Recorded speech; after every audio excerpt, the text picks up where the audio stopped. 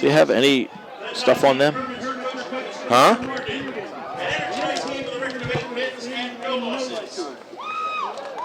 Oh, never mind. I got it. I need.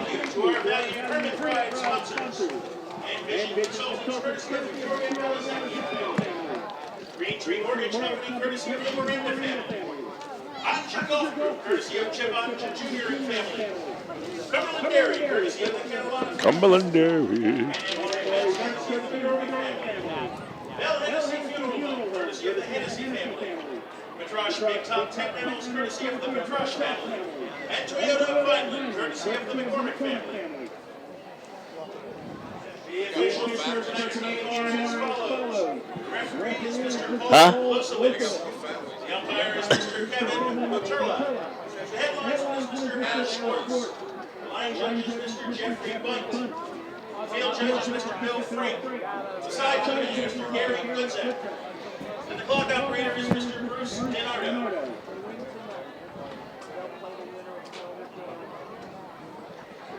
25. John Thomas Giles Harris.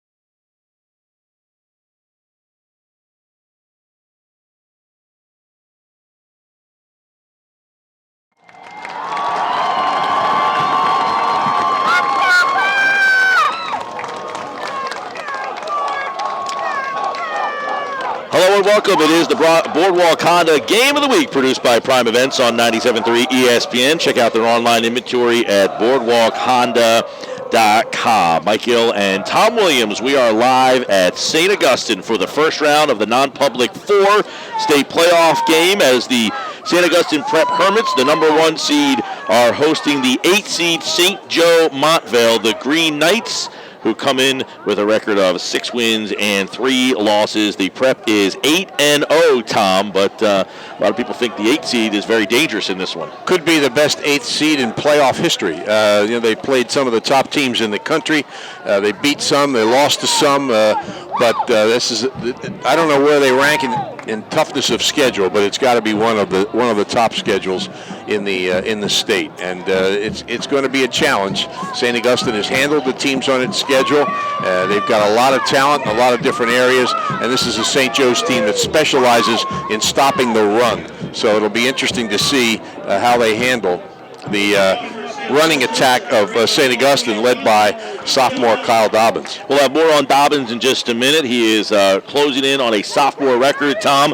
The St. Joe's Montvale have reached the championship game 22 times. They've won 17 titles. They last won in 2013 as a member of non-public 3. St. Augustine appearing in the playoffs for the 10th time. They will receive. They are wearing blue pants and red, white, and blue sleeves with gray jerseys, blue helmets.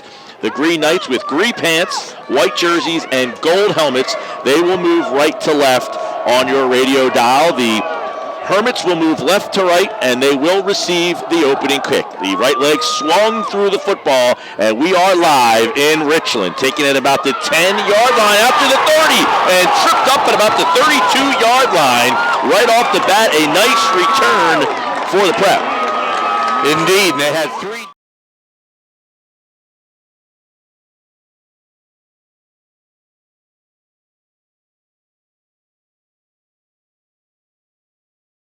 Dobbins, who returned for the Prep, and he's closing in on a big number for him tonight, Tom. He is indeed. Kevin Sinclair, most yards gained by a sophomore in the Cape Atlantic League. He's in the backfield with Jose Tabora in a pistol look, and they hand to Dobbins, who tries the far side of the field, breaks out of a tackle, and crosses the 40 to about the 42-yard line on first down. Picks up about 4, almost 5 on the play, as you said.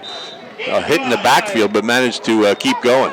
Right back on the ball for the Prep. They send 2 receivers to the near side of the field. Dobbins in the backfield. Tabora looking over a 2-man front. Play action, rolling to the near side. He's going to keep it himself. Tabora crosses the 45 and near first down yardage to about midfield for Jose Tabora. Good eyes by Tabora. You can see downfield, see where to cut, see where the blocks were, and he gets the first down out almost to the 49-yard line. You know, there's one big difference, though, between Kyle Dobbins and Kevin Sinclair, and that is that Mike Gill never has had to tackle Kyle Dobbins. That wasn't fun. Kevin Sinclair ran me over on numerous occasions. 1st and 10 for the Hermits, ball short of midfield. And Tabora hands to Dobbins off the left side out to the 45. He picks up about 6 yards on the play. Ball will be spotted at around the 44-yard line, just right off tackle. They opened up a nice hole, and Dobbins gets to the hole quickly, and you've got to stop him or he'll blast right past you. He's got that breakaway speed. 2nd and 3, ball at the 44-yard line, 10:34 first quarter. The Hermits with the ball on the move into enemy territory. Tabora sends Dobbins in motion to the near side of the field, shuffles. Now he's going to throw. Fade into the screen. Down to Dobbins. Dobbins in the seam out to around the 20-yard line, so they move him and throw it to him. Need good.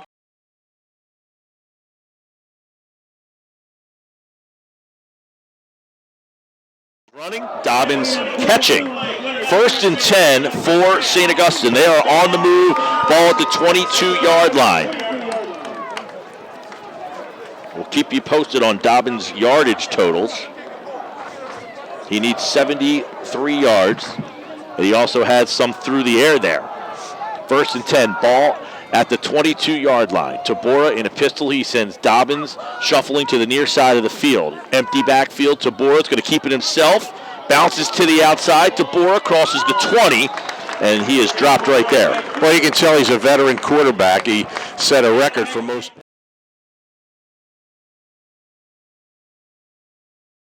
Where to make the cut and the hesitation, and picks up only about 3 yards, but it could easily have been stopped at the line of scrimmage. Remember, you can watch live video of this game at 97.3ESPN.com. Matt Olmer's got the video posted.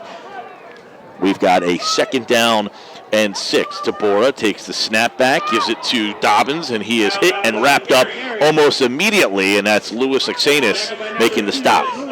So it'll be 3rd down and about 6 yards to go for St. Augustine's. Slowed down for the first time in this possession. They're at about the 17-yard line. So the prep now will have 3rd and 5. Tabora sends 2 receivers to the near side, and he's got Dobbins lined up behind him.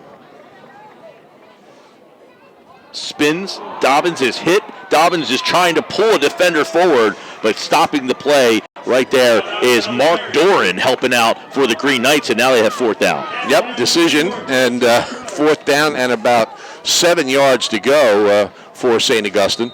He made a little bit out of that didn't look like it had anything. One thing St. Augustine has not done is kick the field goal this year. They do have a consistent extra point kicker in Nate Fondacaro, but no field goals. So Tabora breaks the huddle. They're going to go for it. 4th down and 6. Ball at the 13-yard line. 8:08 to play, first quarter. 0-0.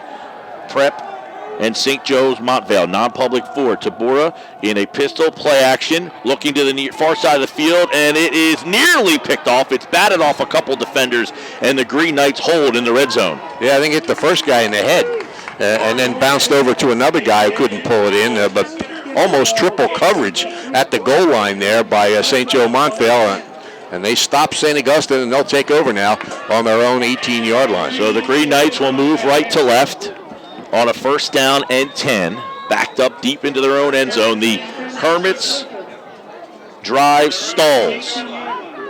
The quarterback for St. Joe's Montvale is Nick Patty. He's a sophomore. Low snap, and there's whistles and penalty flags on the play.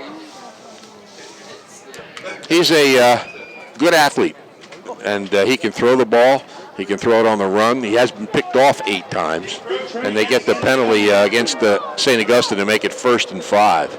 It is the Boardwalk Honda Game of the Week, produced by Prime Events on 97.3 ESPN. Brian Brumell and his professional staff are waiting to serve you at Boardwalk Honda on Tilton Road in EHT. 1st and 5 now as they look over the prep defense. Patty, play action, plenty of time. He's firing down the middle of the field, and it is nearly caught and dropped by Nick Cantone. He had double coverage. Yeah, he was double covered, but the ball was right there. He got both hands on it and just could not pull it in. So it's incomplete. It's 2nd and 5. Quite a play and a good call by St. Joe's Montvale. Yeah, they aired it out, and they had plenty of time, Tom. A good protection by that Montvale offensive line. They have 2nd down and 5. Ball at their own 23-yard line. 7:47 to play here in the first quarter. Pair of receivers to the near side, one split to the far side. Patty in a shotgun with an offset eye to his left. Low snap. Patty gets it, throws, fires, and it is complete, caught, and hit immediately and wrestled down. It looks like 1st down yardage on the far side of the field there.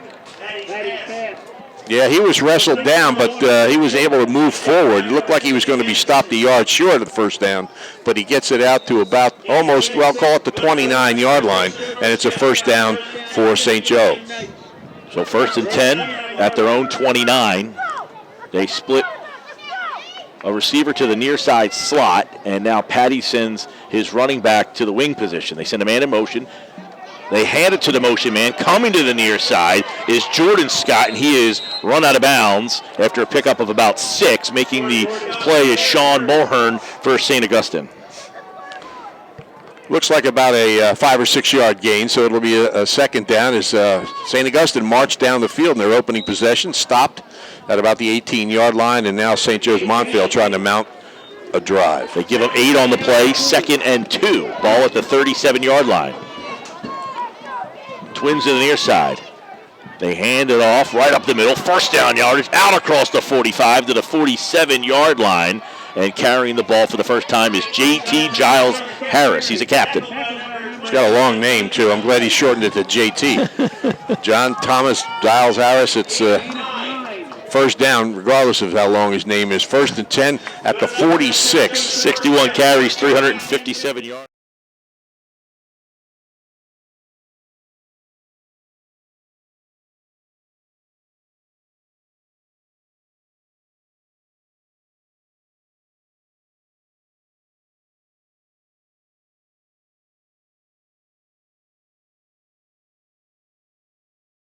Huddle.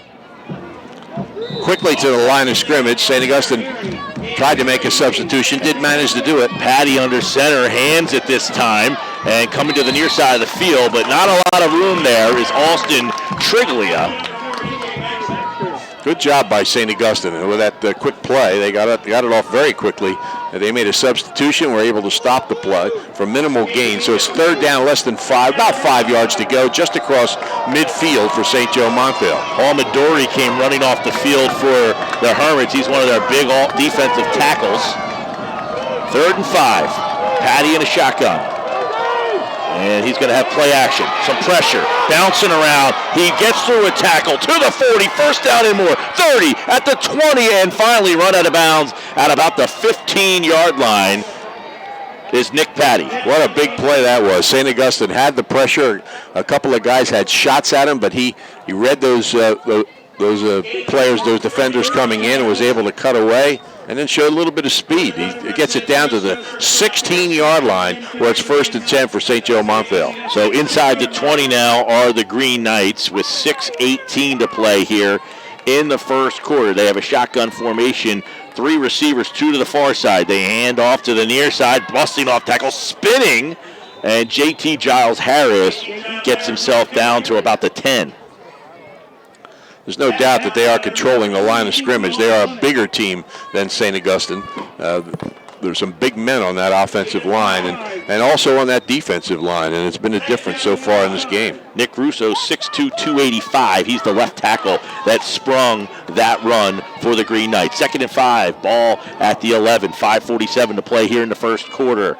Patty sends a man in motion. He's going to keep it himself, and he is hit and brought down right around the line of scrimmage, but just a nice instinctful play there by Jim Brady, and we'll hear his name a lot making tackles. One of the better defensive players in the Cape Atlantic League. He is a very talented football player, and they're going to need a big game from him in this contest. 3rd and 2, big stop here for the Prep defense. They need one. 5:15 to play. First quarter, nothing's the score. Patty now under center. 2nd time he's been under center.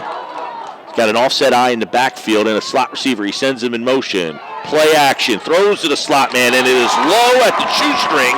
And good defense there by Dante Eno stepping up. Well, now a decision for St. Joe Montvale.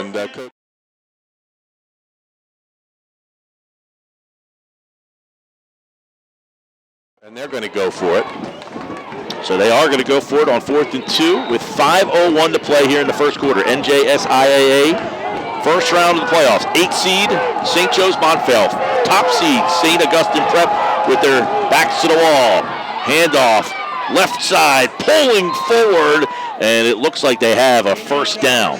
Does indeed. And he ran hard and, as you said, pulled some people with him to get the ball inside the 5, down around the 4-yard line, where it'll be 1st and goal for St. Joe Montvale. First score on the Baumgartner Construction scoreboard. It's Cherokee 6, Millville nothing in Group 5. That's J.T. Giles Harris, by the way, pulling defenders. 1st and goal, ball at the 4. 4:38 and counting. They're going to hand off right up the middle, and in for a touchdown is Austin Triglia, and that one's easy. Was indeed.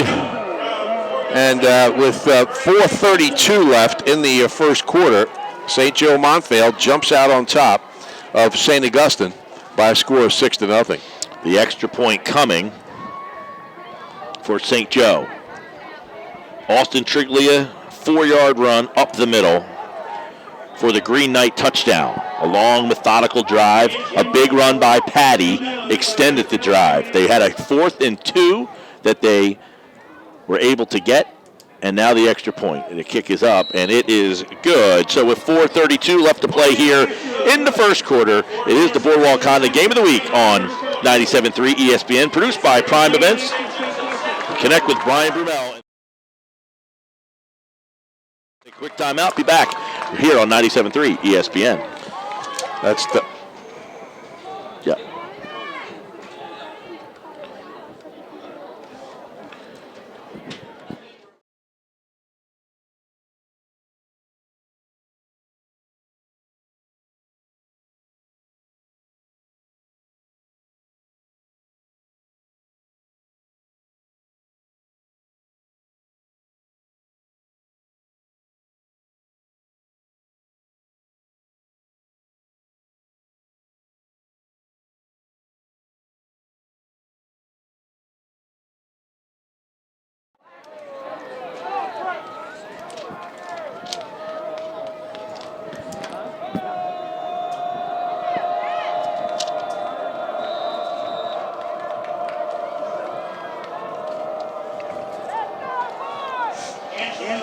It is the Boardwalk Honda Game of the Week, produced by Prime Events on 97.3 ESPN. Back live here at St. Augustine. Mike Gill and Tom Williams.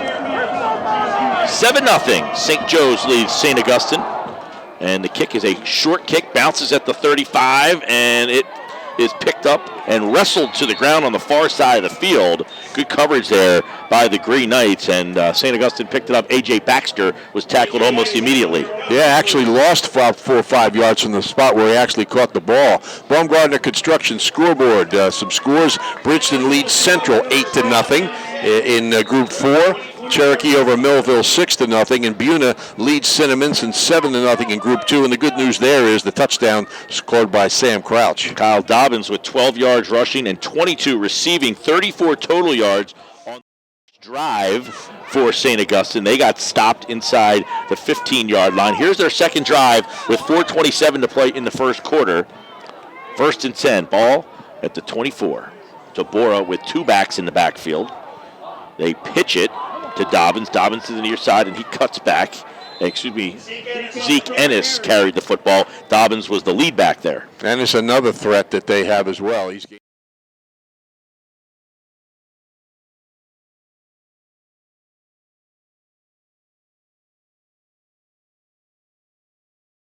way to run. Ennis with 362 yards this year, far behind Dobbins, who comes in with 1295. He is up over 1,300 for the year. 2nd and 9 after the gain of 1. They send Dobbins in motion to the far side with trips formation over there. Tabora pressured, steps up. He's going to run and keep it himself, and he is hit after a gain of about 2 on the play, and good defense there.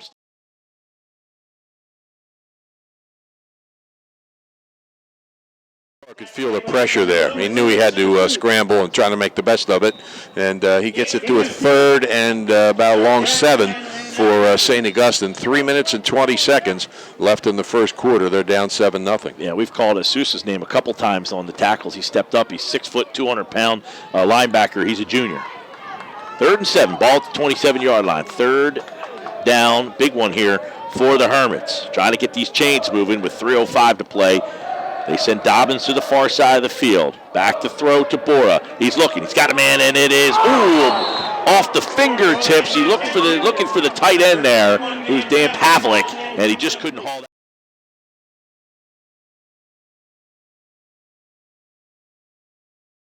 Timed it perfectly, and it's going to be a 4th down, a punting situation for St. Augustine.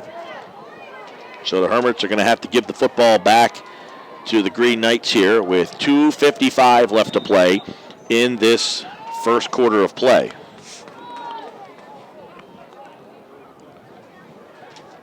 Fourth and 7 back at their 27. Good snap, and they come after it, and down goes the punter. Looked like it could be blocked there, and it is, and the Green Knights think like they have it, and it doesn't matter because they're going to get the ball regardless, but there was a lot of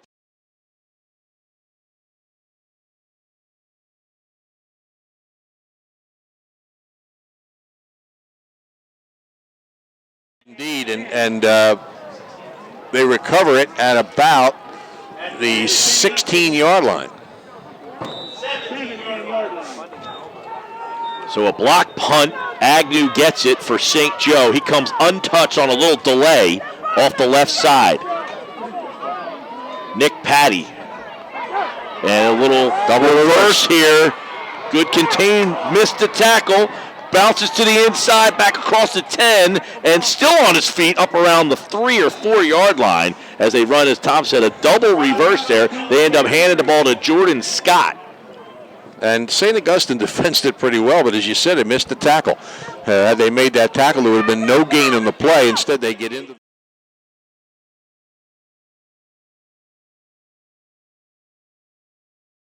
for St. Joe's. See downfield well and read those blocks. Patty overlooking a 3-man front. They hand off the left side and hit, and just short of the goal line. Good stop there. Triglia came up just short. Gets it down to the 1 yard line. 2 minutes left here in the first quarter. St. Joe and Montvale threatening to take a 2-score lead on St. Augustine. Dante Enos made the stop, a touchdown saving stop. Second and goal, ball at the 1 yard line. Under 2 minutes to play here in the first quarter. As St. Joe is driving again, they already lead it 7-0. Patty in a shotgun. And he's going to keep it himself. He follows his fullback, and he is hit and pushed backwards there as Brady is in there to make the stop along with Sean.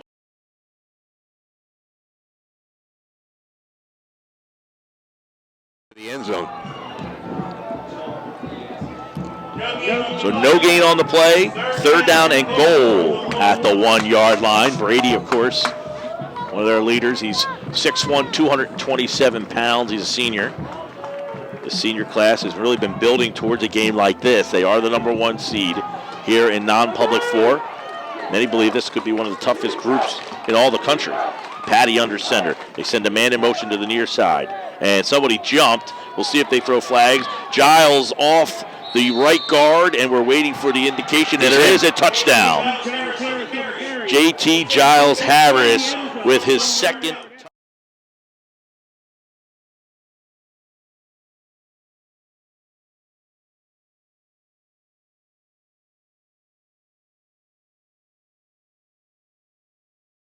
A lot of the motion was to the left there, but they hit off the right side, and he drove it into the end zone for, as you said, the second touchdown and a 13-0 lead as they line up to kick the extra point. And the kick is up, and it is high and good. So with 59 seconds left to go here in the first quarter on the Boardwalk Honda Game of the Week, produced by Prime Events on 97.3 ESPN, it's the Green Knights 14 and the Hermits nothing.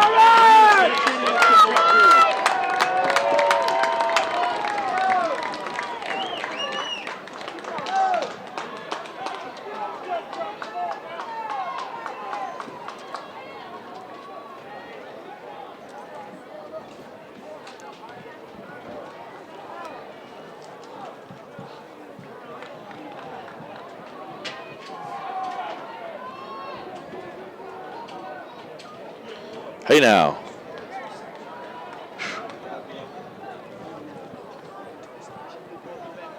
Yeah.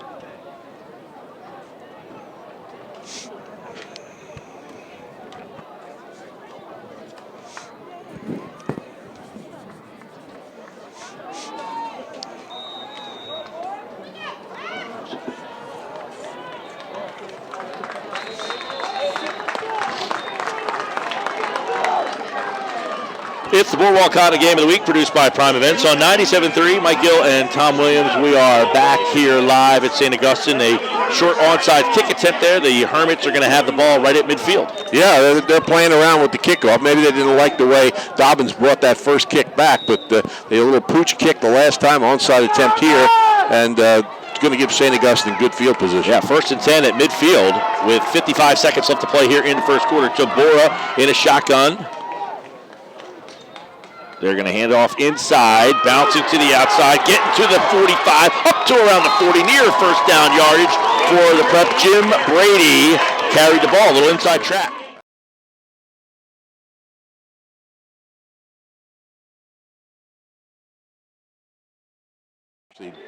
More than 9, second and a couple inches. 30 seconds to play, so 2nd and 1. Tabora with a tight bunched formation. They send Brady in motion to the near side of the field. They're going to pitch it to Dobbins. Dobbins is a first down at the 35, up to the 34. So they bunch the formation, Tom, and then let Dobbins do the work. Yeah, he gets to that hole fast, and he did there, and picks up the first down. So going to spot the ball at about the 34-yard line without a huddle here, the Hermits. The 1st and 10.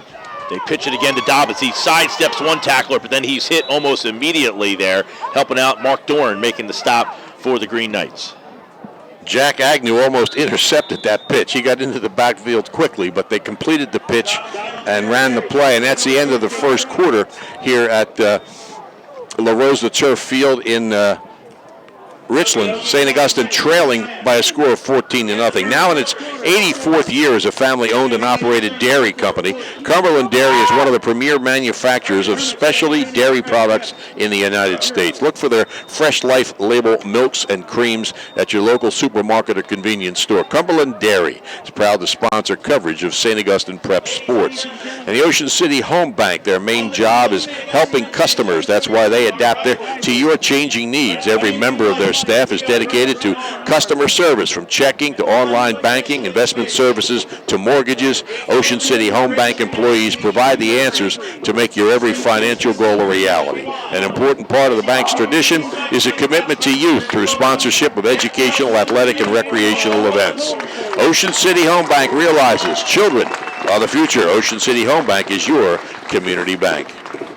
Mike Hill, Tom Williams, we're live. Don't forget, tomorrow I'll be at Hamilton for St. Joe and Holy Spirit, 1 o'clock, with Dave O'Sullivan of Glory Days. He'll have the color commentary. Dobbins up to 20 yards rushing, 22 receiving. He's 31 yards away from breaking Kevin Sinclair's sophomore record.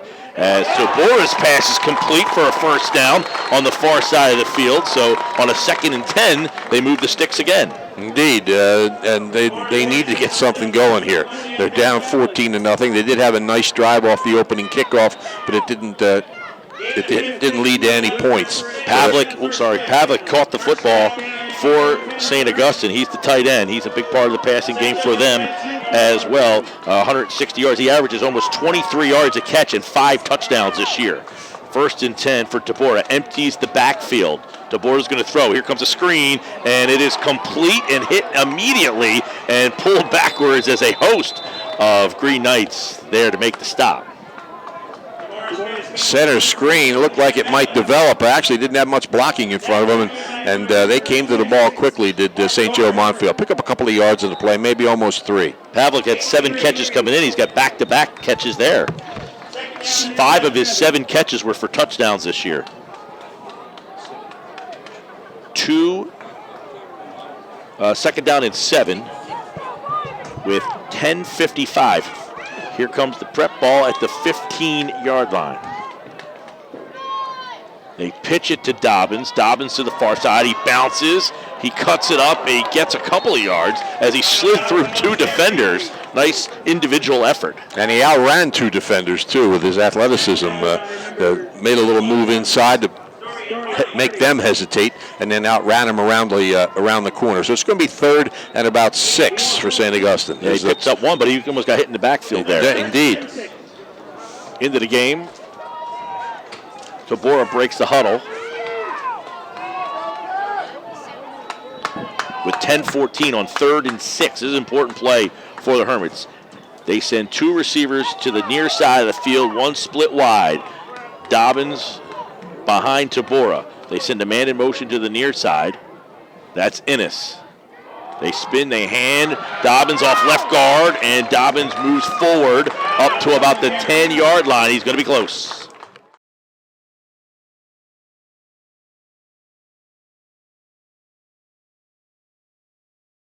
Nothing. Cherokee 8, Millville nothing. 7-0 Buno over Cinnaminson, and Mainland and Timber Creek scoreless after 1 quarter. So 4th down and 1. Huge play for the Hermits. They trail 14-0 with 9:28 left to play here. Ball just short of the 10-yard line. Tabora, he's got 3 wide receivers, 2 split to the far side of the field. He sends the slot man in motion to the near side. Back to throw. Tabora pressured, and he is going to be sacked. Down he goes, and the Green Knights came after him with a lot of pressure, and getting him was Yevs Monasola. Nowhere to go for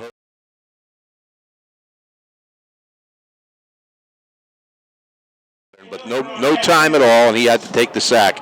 So St. Joe Montvale, they stop St. Augustine after a nice drive off the opening kickoff, and they stop him here, actually push him backwards outside the 20-yard line, and take, actually it's going to be inside the 20 at about the 18. Yes, second turnover on downs inside the red zone for St. Augustine. So they've moved the ball, just haven't been able to capitalize. Patty bounces it, throws, complete, spinning out to the 35, up to around the 40-yard line, and hitting Michael Carfagno wide open.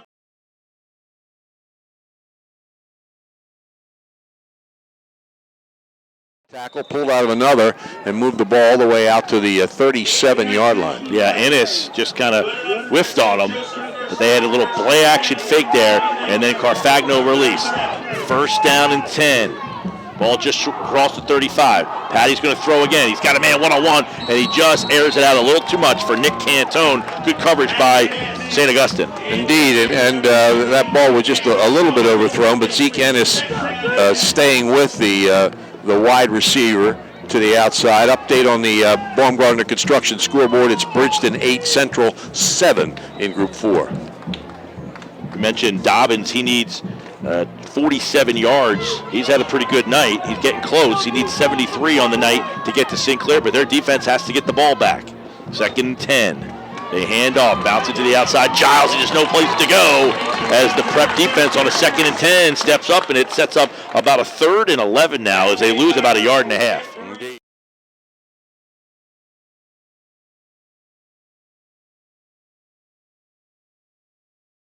It's going to be 3rd and 12, though. They're going to have in a passing situation, trying to get on the board. 14-0. St. Joe Montvale leads with 8:15 left in the first half. Patty's actually been intercepted more times than he's thrown touchdowns. He's completing just 55% of his passes. 5 wide receivers, empty backfield, trips to the near side. Patty, plenty of time, fires one in. It is complete, and it is, he might have fumbled the football, and they're going to call it incomplete. We didn't know if he was trying to make a move there or not. Yeah, we can't.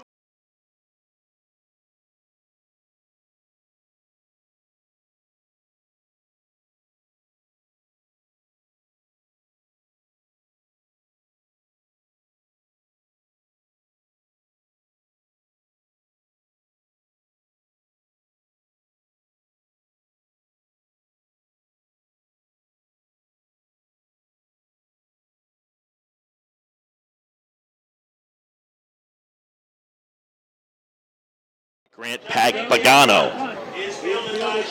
Shamir Collins, who's brought one back this year, a very talented sophomore, was going to let that thing go, but it bounced right to him. He picks up a few yards, and St. Augustine will start on its own 23-yard line, trailing 14-0. As we mentioned, Dobbins has 26-yard rushings, Tom. He's 47 away from tying the record. You probably saw all those yards from Sinclair. Almost. He ran me over for about 180 of them. That was in one game. Yeah. 1st and 10, ball at the 23. Tabora in a shotgun. He sends Dobbins to the far side of the field. Tabora, and there's some whistles. No flags, and it looks like St. Joe is going to take a timeout with a 14-0 lead. 7:47 left to play here in the first half. It is the Boardwalk Honda Game of the Week, produced by Prime Events on 97.3 ESPN. Check out their online inventory at boardwalkhonda.com.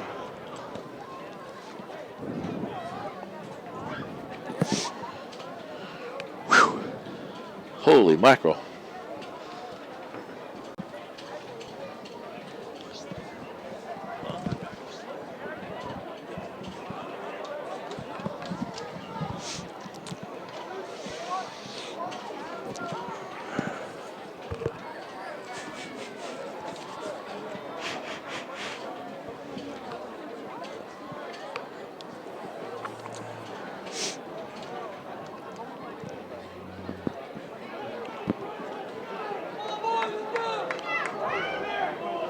Mike Gill, Tom Williams, back live here on the Boardwalk on the Game of the Week, produced by Pond Events, and of course live video on our website, 97.3ESPN.com. 14-0. St. Joe's trails, or St. Augustine trails St. Joe. 1st and 10. Tabora pressured, comes out, and he is going to go down, and he might have hit the deck, or his knee might have hit the ground there, Tom. Yeah, he tried to make a cut. He ended up going out to about the 25, but it's not going to count because, as you said, his knee touched down as he tried to make that cut. So it's going to be a loss on the play, and second, almost 12 yards to go for St. Augustine. Second down and 12. Ball back at the 21-yard line after the loss of 2 on the play. 7:15 to play here, first half. 14-0 St. Joe leads. Dobbins with the handoff. Out. Makes a tackle to the 30. Here comes Dobbins to the 50. Dobbins at the 45, and he pushed out of bounds at about the 41-yard line. We'll see where they end up stopping it, but that time he showed his speed big time up the near sideline. Yeah, it looked like, I'm trying to calculate, it looked like he got about 32 yards on the play, something like that. They were just inside the 25-yard line. So it's a first down. St. Augustine, they've moved the ball, they just haven't put it in the end zone. Yeah, big pickup by Dobbins, and that's got to get him almost there. Yeah. Coming up on 7 minutes. They hand Dobbins again as he bounces off up to around the 40. Gain of about 3. Yep, almost 4 as St. Augustine moving with the ball. Second down and about 6. But they have moved with the ball. They moved off the opening kickoff. They moved in their previous possession. They just haven't been able to get it into the end zone. Here they're starting another drive, and a really nice run by Kyle Dobbins. He needs 8 yards to get that mark on 2nd and 7. Ball at the 40-yard line.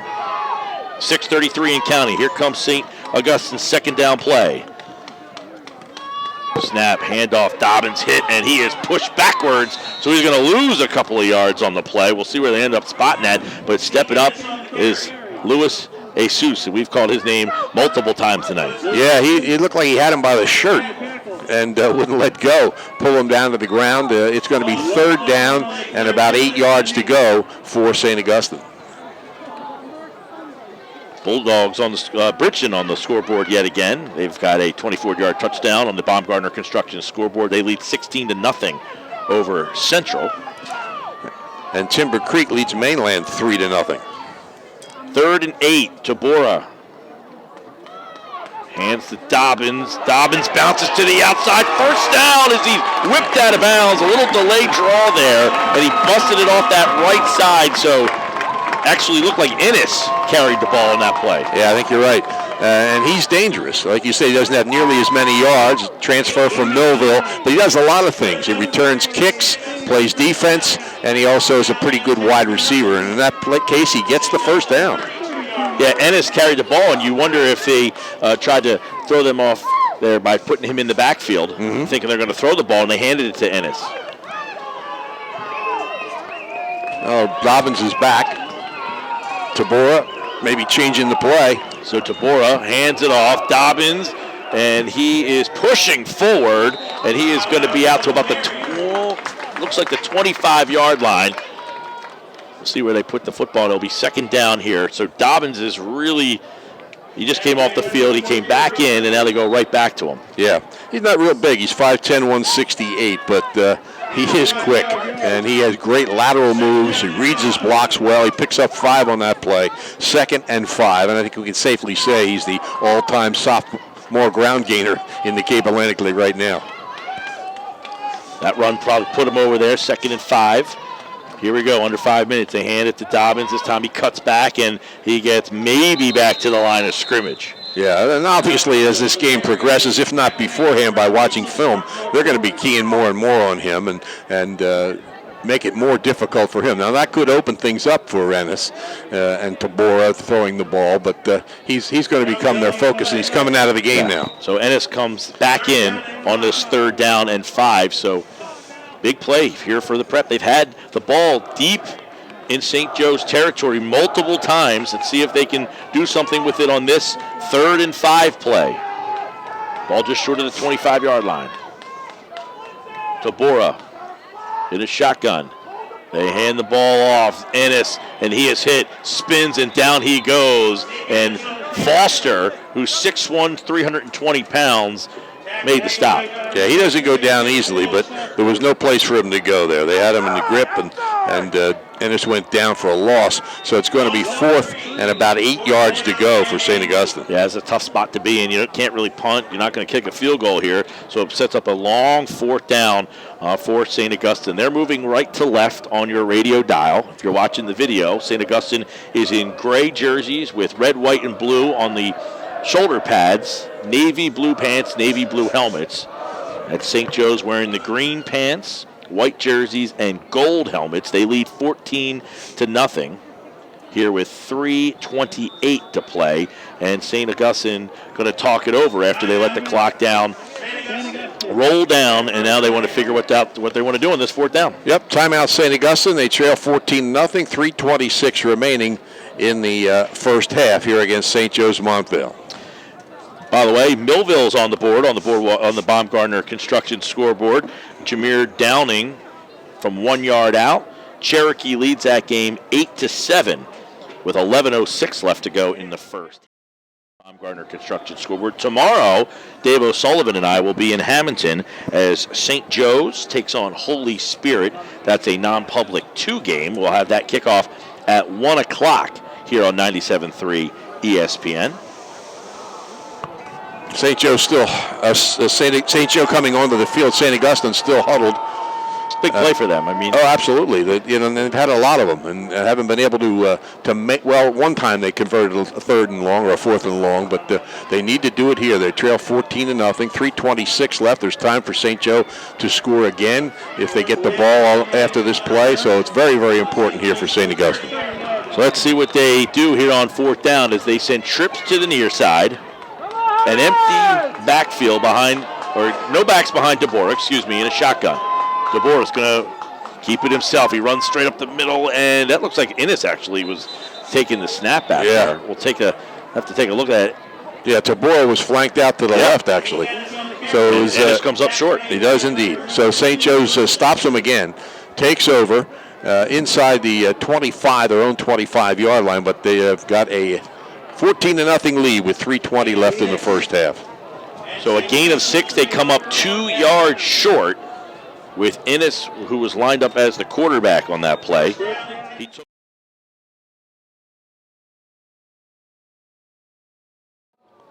was lined up in the near side slot on the play. 3:20 left to play here in the first half.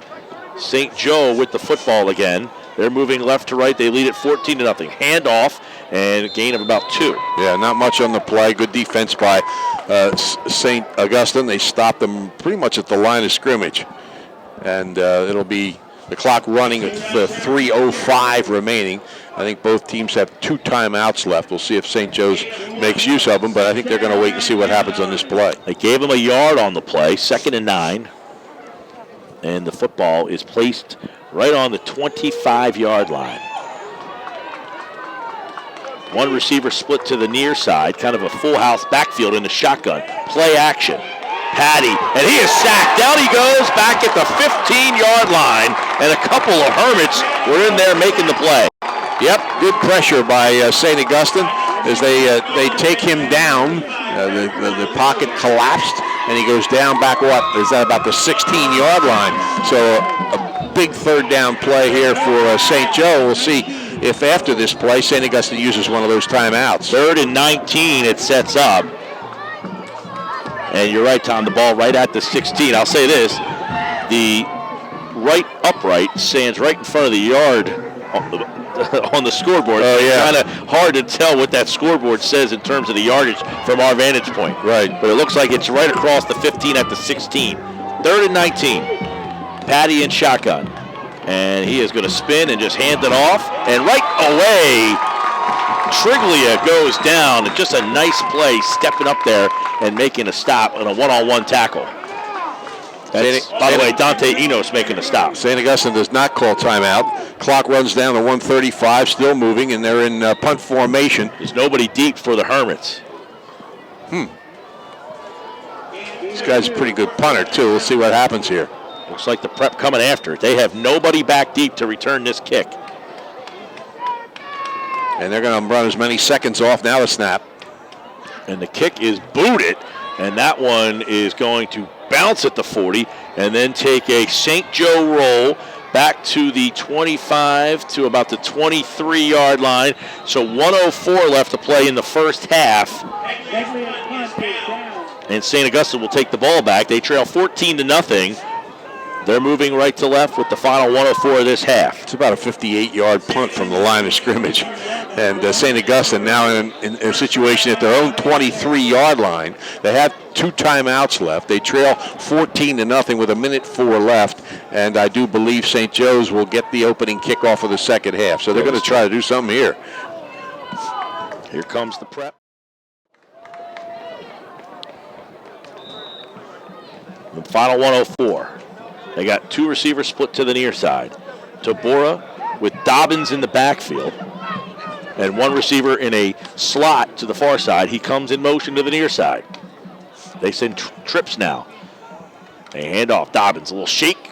And he is tackled across the 25 to about the 26, and the clock continues to roll.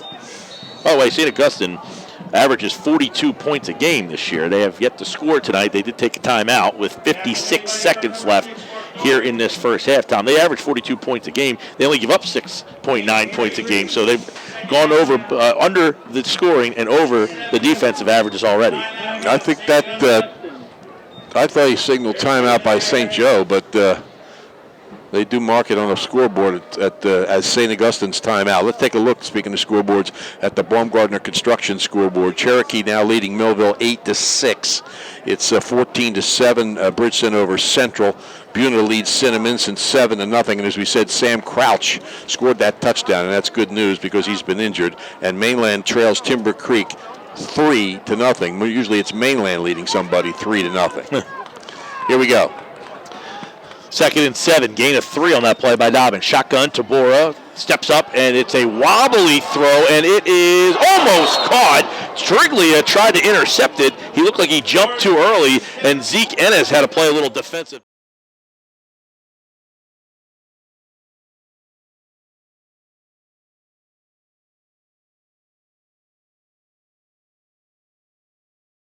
Yeah, Tabora didn't throw that ball very well. No, it was a wobbly duck.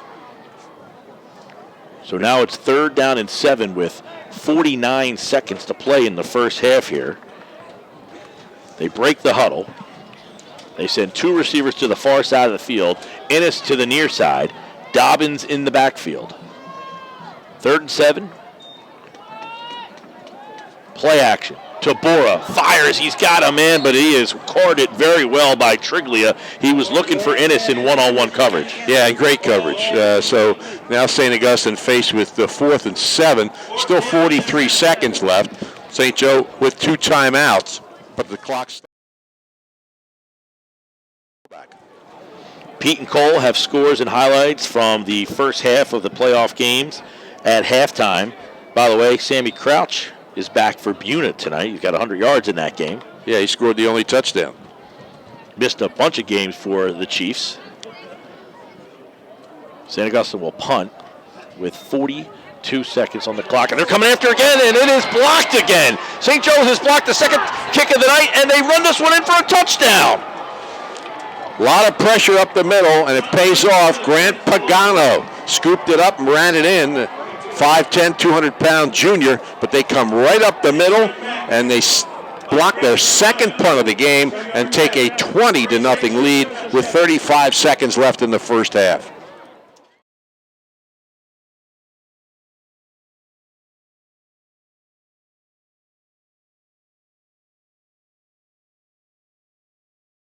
But it's also obvious on these special teams as well. So the second block punt results in a touchdown, and the kick is up, and it's good. So with 35 seconds left to play, St. Joe Montvale takes a 21-0 lead. It is the Boardwalk On the Game of the Week, produced by Prime Events on 97.3 ESPN.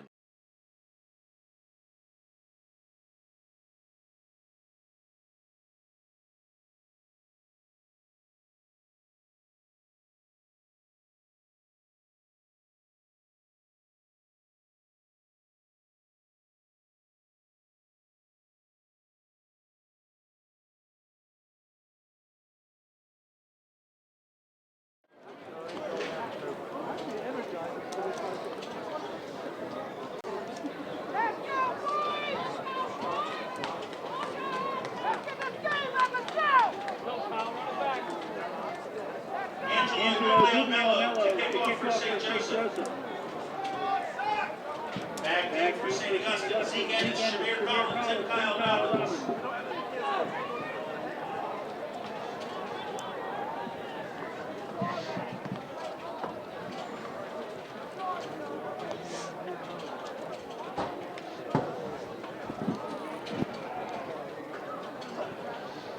.35 seconds left to go here in the first half. A second block punt of the night. This one results in a touchdown. The last one led to a touchdown, and it gives St. Joe Montvale a 21-0 lead over the St. Augustine Prep Hermits here in the first round of the non-public 4 state playoffs.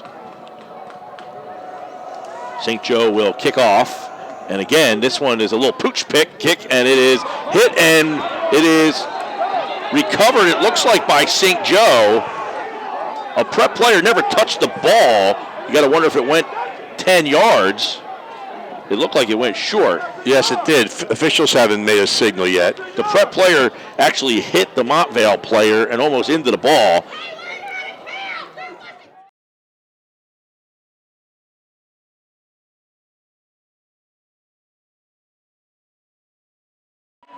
So it did not go the required 10 yards. And it's going to be St. Augustine's ball. I'll tell you, if you're watching the replay on the video, that one was.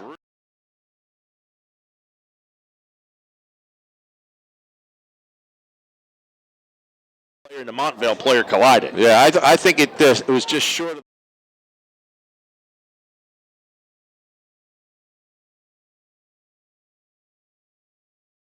Though you're right. The balls, they're going to actually spot it on the 47-yard line of St. Joe's. 30 seconds left, first half. St. Augustine down 3 scores with a shot here. They've got one timeout left. By the way, Tabora is 3 of 6 for 40 yards. He's got 4 yards rushing, so we'll see if they let him put the ball up in the air for Jose Tabora. Now they're waiting to get things set here. Got 5 receivers, empty backfield for St. Augustine. Tabora. I think the delay is they're explaining this to Augie Hoffman on the other side of the field. I'd want an explanation too if I were him. That one looked pretty close. Doesn't that sound like a character in The Sopranos? It's a great name for a North Jersey coach. His roommate at Boston College was William Green. Oh, is that right? I heard him on the countdown to kickoff with Cole Raring. You got to listen there you go. To get that well, kind of I was busy setting up equipment. Shotgun. Tabora steps up, flushed out of the pocket. He's going to fling one down the sideline, and it's short. And St. Augustine's sideline wants a flag. Yeah, Ennis tried to make an adjustment to come back, and it looked like he may have been, they may have taken a hold of his arm, but it's hard to tell from here. Anyway, the ball falls incomplete. 22 seconds left. He said William and him used to have a lot of arguments about whether the North or South was better, but he said every year he kept squashing those arguments. Yeah. Here's another update on the Baumgartner Construction scoreboard. Bridgeton scores again. They lead Central 22-7. By the way, he also played for the Saints and was on that team during Hurricane Katrina. He talked a lot about that in the pregame. 2nd and 10, shotgun, Tabora, empty backfield, steps up with time. He's looking, now he's pressured, and he goes down, sacked around the 50-yard line. And that's Mark Doran. His name's been called frequently tonight. This defensive line, Ivan Foster, who is a 6'1", 320-pound senior, really helped break down that pocket. And that's the end of the first half here. They let time run out, and St. Augustine trailing St. Joe's of Montvale 21-0. Yeah, the final play is a sack, and that's the way St. Augustine's going to go into the locker room. And the St. Joe Green Knights heading off with 2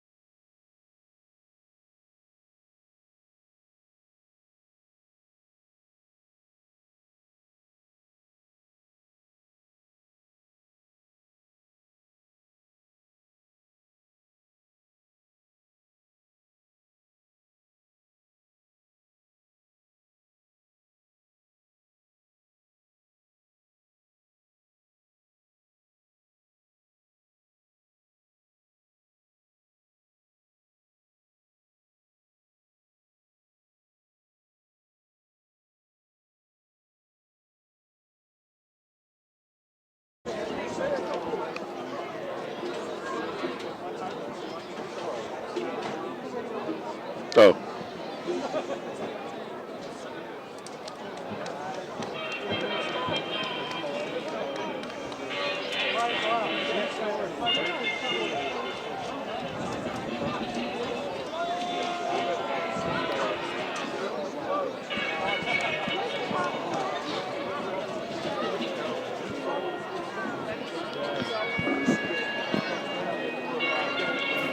I feel like I tore my meniscus or something over here. Surgery. Hurts. The best buffet in the USA.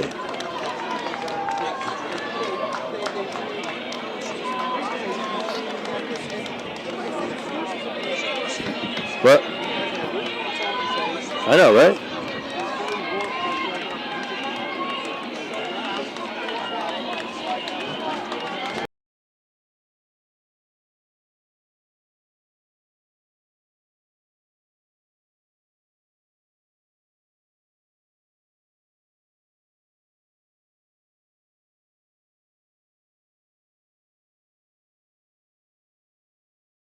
Is the campus where we are nestled tonight, high atop the 50-yard line. Mike Gill, Tom Williams, Matt Ulmer on the video, and Cole Keller is doing our stats tonight, and he tells us, Tom, that Kyle Dobbins is 2 yards shy, and he's averaging about 5.4 yards per carry. So I would assume his next carry should get him over. He will break the sophomore record for most yards in a season held by Kevin Sinclair of Ocean City High School. You would think. You know, he's been running the ball pretty well. There's no doubt about it. But it's just St. Joe's of Montvale. Of course, the 2 block punts are the key to the whole thing. But St. Joe's of Montvale has come up big with that defensive line and that defensive pressure. On the Baumgartner Construction scoreboard, it's Cherokee 15, Millville 7 in Group 5. Bridgeton leads Central 22-7 in Group 4. Timber Creek over Mainland 3-0, and Mike Giuliano had a field goal blocked that would have tied the game. So they go into halftime. Mainland does down 3 points. And Buna still leads Cinnamons 7-0 starting the second half. Sam Kraut scored the only touchdown, ran for 100 yards in the first half. He's missed the last couple of games, though. There was a theory that they rested him a little bit because those games weren't in contention. Also, Hamilton leads Toms River South in Group 4, 17-0. That's what we have on the Baumgartner Construction scoreboard here in this non-public 4 first-round game. Tom, tomorrow we will be live in Hamilton. St. Joe's of Hamilton takes on Holy Spirit. I don't know that Spirit was happy about moving up from 8 to 7, but it set up a local rivalry game, and that will be tomorrow at 1 o'clock on 97.3 ESPN, which, you know, obviously when those two teams get together, it's always a very highly anticipated battle, but this time around, when you look at those two teams, what are we thinking? Well, I think St. Joe's is the favorite. They've got the Horn Twins. I think we can say the most successful Twins in Cape Atlantic League history, who have scored 93 touchdowns between them. And they're tough. There's no doubt about it. They don't have the receivers that they had, and the offensive line, though it's gotten better as the season went on. They lost a lot in the offensive line, did St. Joe's. 33 years in a row, St. Joe's qualified for the playoffs, and Holy Spirit has qualified 13 years in a row. And they haven't been in the same group very often, and they've had some great games between them. I think St. Joe leads something like 10-5 in this series, but Holy Spirit won a couple of years ago when they had that undefeated team, and it's an interesting challenge for this young Holy Spirit team. There's only one way to beat this team, and that's to manage the Horn brothers, and it's not easy to do. They are very athletic and very experienced. It's going to be a challenge for Holy Spirit, but it's an interesting game because these are two programs that consistently do well in the postseason, and we'll see if these young players from Holy Spirit rise to the occasion, but that should be a lot of fun. Yeah, Tom, you've mentioned a couple times really the difference between this St. Joe team in the last couple of years is the ability to throw the football. Yeah. And we'll see tomorrow should be a really fast-moving game. Both teams like to run the ball a lot. they're throwing the ball better now in the last few games than they did early in the season. But it is definitely a difference. They've lost a lot of very, very talented players to graduation, and they also lost 4 of their 5 offensive linemen. And as we've seen in this game, the offensive line is very, very important to a passing game, giving that quarterback some protection. And it's tougher to do when you got younger people. If you live in Cape May County and you're having problems with an appliance, your next call should be to Ulmer's Appliance Service. Dryers, refrigerators, ranges, washers, dishwashers, disposals, you name it. Ulmer's can repair it, and they service most major brands. Ulmer's Appliance Service has offices in Ocean City, Wildwood, Seaville, and Sea Isle City. There's one close to you. Phone 609-399-4398 for more information. Ulmer's Appliance Service.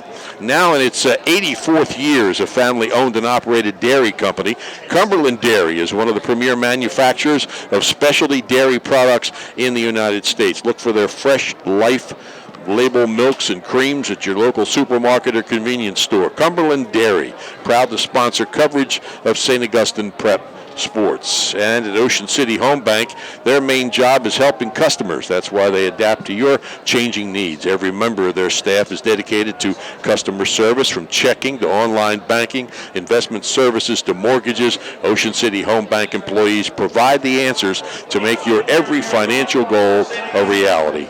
An important part of the bank's tradition is a commitment to youth through sponsorships of educational, athletic, and recreational events. Ocean City Home Bank realizes that children are the future. There's an Ocean City Home Bank near you.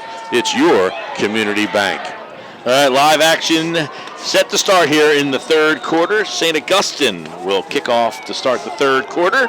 It is a short kick taken at about the 13-yard line, crossing the 20, out to the 25, bounces to the outside, and tackled at around the 27-yard line. The Green Knights will start moving right to left on your radio dial as they lead 21-0 here in this third quarter.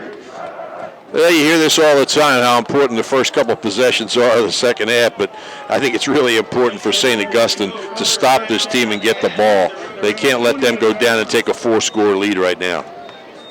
And Tom, it's not really a matter of that St. Joe's has dominated St. Augustine. It's just been 2 really big special teams plays that have changed this game around. St. Augustine has not been able to convert deep in St. Joe territory. 1st and 10, Patty throws a swing pass into the slot. It's complete, caught, busting up to about the 40-yard line, just short at about the 38, but it looks like a Green Knight first down. Great block in the backfield, too, freed him up. Good penetration by St. Augustine, but a great block.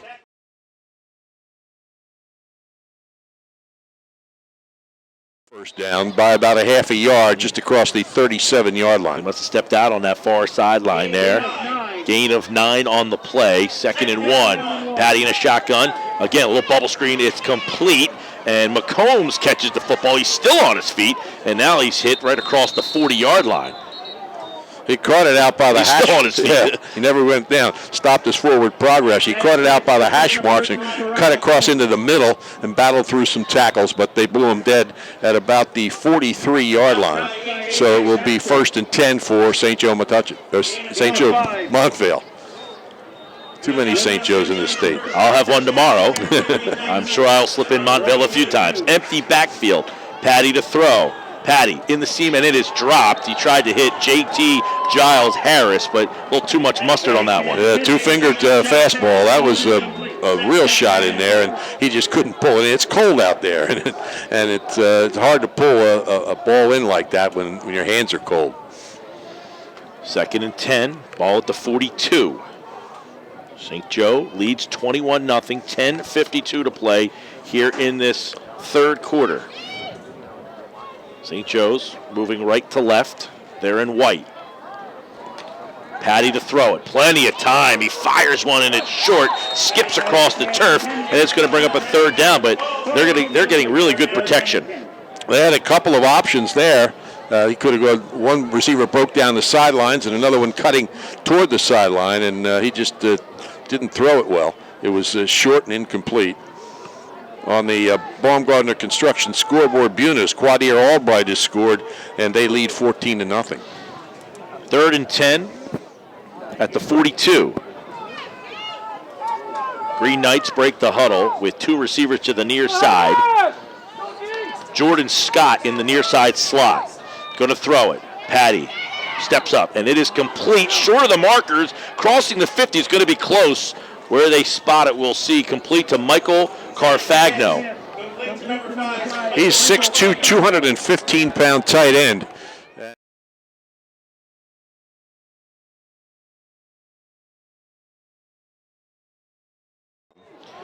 So they are spotting it at about the 48-yard line, just short of the 48, between the 49 and 48, and they're going to go for it. It's 4th down and less than a yard. Big play. Patty's under center. I formation. Don't say that too often anymore. They're going to hand it off up the middle, and pulling forward for a 1st down is Austin Trigley out to about the 45-yard line. It's funny how that play developed. He hit the center of the line and was driven back, and he went over to the side a little bit, and then a St. Augustine defender hit him in the back and drove him across the line. He ended up getting almost 4 yards, just outside the 45 for a 1st down. Ball's at the 46. 9:43 and counting. Shotgun. Pro set. Hand off. No, he's going to keep it himself, and Patty gets his legs taken out from under him. Nice play, and maybe gets a yard on the play.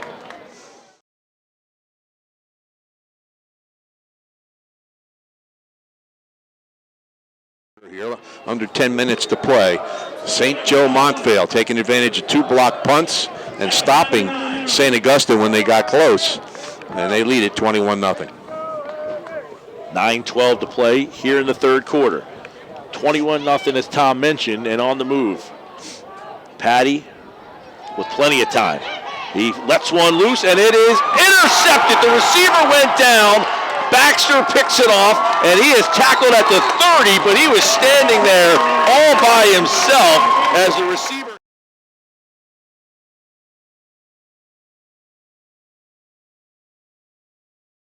Gets a turnover. For Odd McCombs, a 5'11", 175-pound sophomore, that would have been an interesting play if he'd have stayed on his feet, because he was well covered.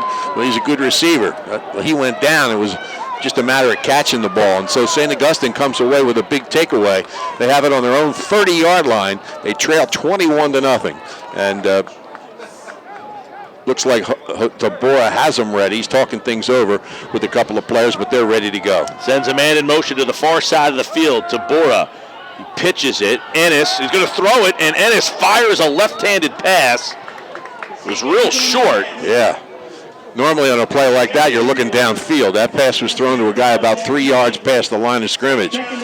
So it really wasn't going to go anywhere. Well covered anyway, and falls incomplete. By the way, Patty's interception's his 9th of the season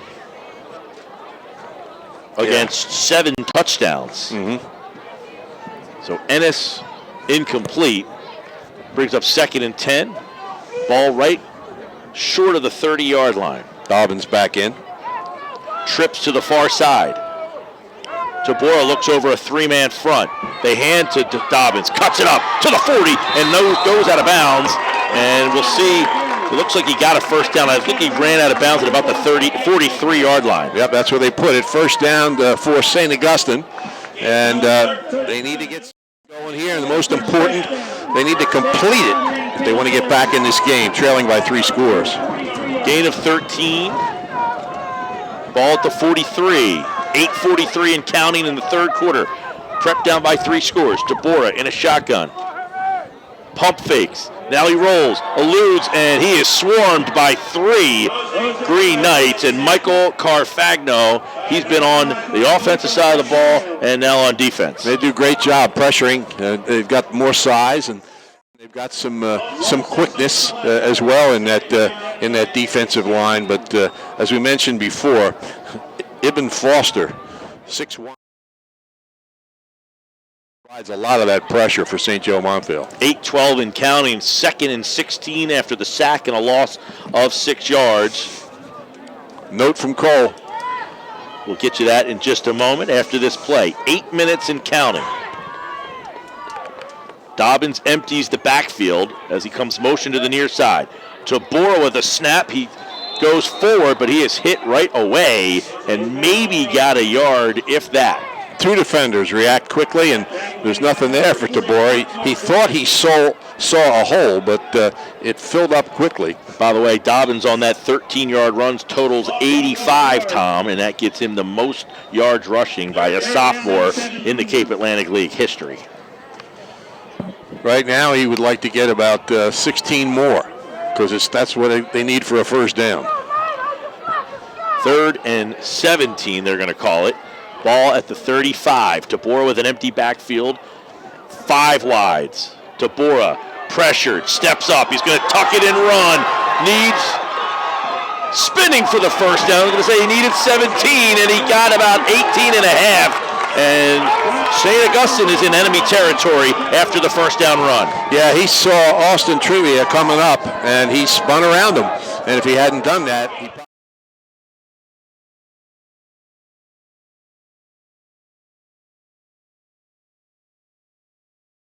ball at the 46. Here comes the prep right back on the ball. They hand it to Dobbins. Dobbins off right tackle, spins, and he goes forward across the 40-yard line. A pickup of about 6 on the play. He took a big hit there and bounced right off of it. Got another yard or 2 after that. He penetrates the 40-yard line for a gain of 6. It's 2nd and about 4 for St. Augustine. But as we've said before, they've moved the ball up and down the field a few times here. They've just never been able to get it into the end zone. That, along with the 2 block punts, have been the reason for this 3-score deficit. Gain of 7. Dobbins 5'10", 168 pounds. He's just a sophomore.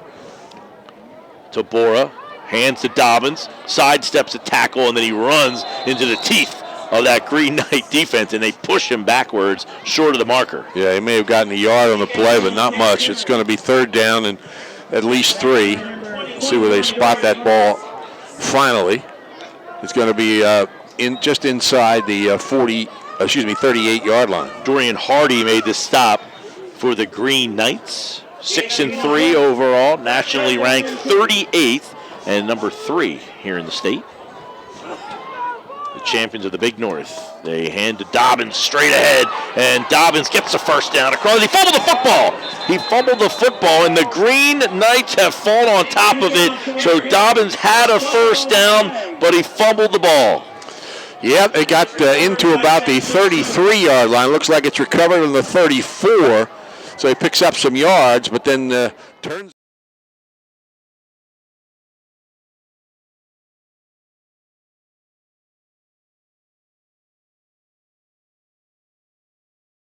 Having some problems maintaining these drives and finishing off these drives. So St. Joe takes over. They're going to spot the ball on the 34-yard line. Louis Jesus fell on the fumble for St. Joe. 1st and 10 for Montvale.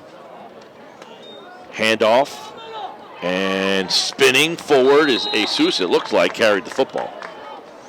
Not much on the play. Baumgartner Construction scoreboard. Bridgeton scores again. Bridgeton leads 30-7 over Central in Group 4. Gain of 1 on the play brings up 2nd and 9. Ball at the 35-yard line with 5:12 to play here in the 3rd quarter. 21-0 St. Joe over St. Augustine. Under center Patty gives it to the fullback, and he is pushed to the side after a gain of about 2, and it'll bring up 3rd down. Handoff there to Joe Niglia. Back on that Baumgartner Construction scoreboard, just that fast.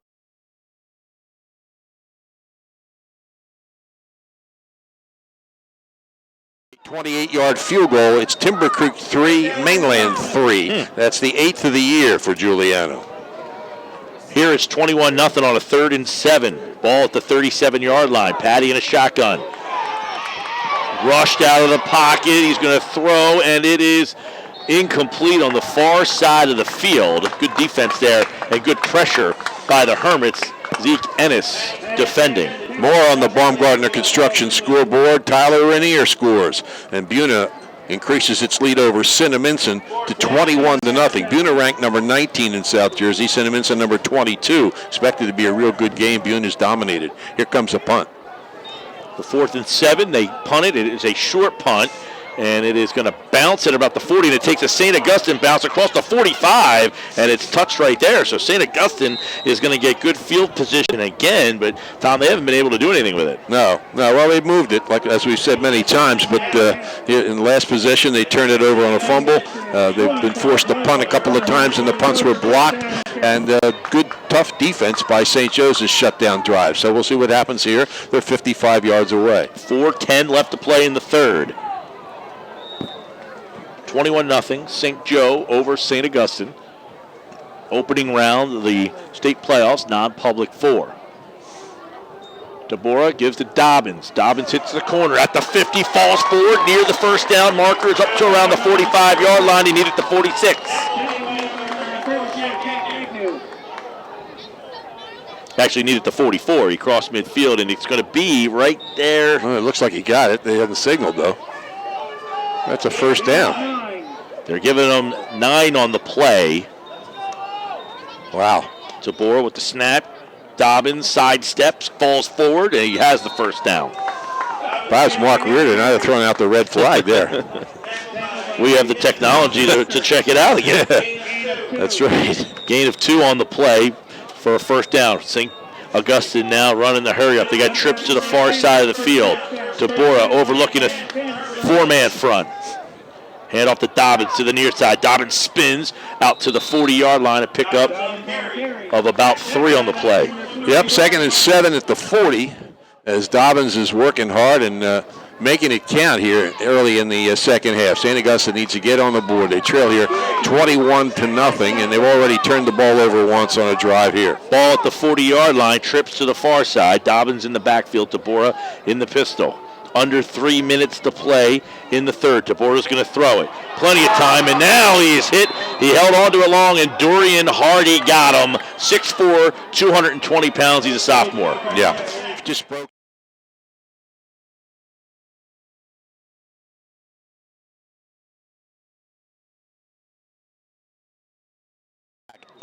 Outside the 45-yard line, so it's 3rd and about 12 for St. Augustine. Loss of 5 on the sack.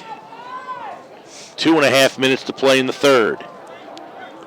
St. Augustine at the 45-yard line. They break the huddle. They send Justin Skinner to the far side of the field as part of a trip package. Tabora hands off to Dobbins. Dobbins off the right side, crosses the 40, run out of bounds short of the 35-yard line. About 3 yards short of the first down, looks like. So for the St. Joe 40-yard line, we've got 2 minutes and 8 seconds remaining in the third quarter. So it's 4th and about 3 for St. Augustine. Dobbins has been running hard. He's in the backfield. Some confusion here by the prep. They got guys running all across, back and forth across the field. Skinner comes to the near side. Ennis goes to the far side. Now Skinner goes in motion to the far side of the field. They pitch it to Dobbins, and Dobbins is going to throw it, and it's incomplete. He had it wide open, but he could not hold on to the football, and they're going to turn it over on down.